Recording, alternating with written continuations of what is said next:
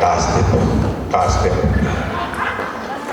Koe peleti koe mea ofa ai vete ka mo popo mo whaapili ne whiunga ia mo tanga e whaafi. Whiunga ai ofa o mo ofa na whai ke ta lunga whakaawa au poni na whiunga me panga nipange au whanoa. Whakakatoa ai te kaka panga e whaafi nipange au whanoa. Whakaawa au poni malo mito. Koe talunga hono ua a sosipa pa mo terela koe na tuku moi na whiunga mo panga e wafi. Ho mo tokoni ki talunga koe ni na whiunga mo panga e tolunga au ono noa malo o pito. Whiunga whakatoa mo panga e wafi tolunga au ono noa malo. Te leu mai ai talunga whakaosi o Asusarema. Kai tuange ke rearea koe, ke ki tātua foi pas, ka tau ki whao.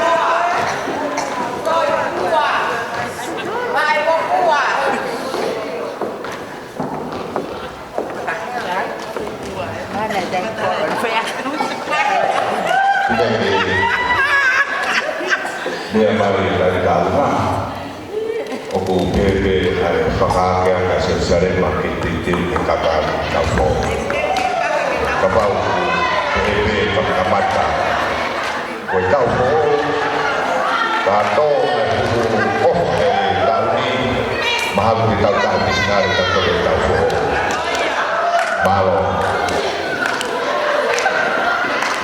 mo mea mai peke tahine tālua Ohono hingoa ko ine. Tako ine tirahi, lotonga nofo e he tumutumu. Tako e ahu mai ai ea moni o lawe ai he ki tahine koe. Tako hono peunga na e haha madepe toi poku i Asusarema na e hupipia. Tako hono na e ukofi i he mai pauto te teo ki hau kai a monga na moni. Tako e tahineli na e piu hono whenga. toki whakapuna mai pe e a kako koe te hoi.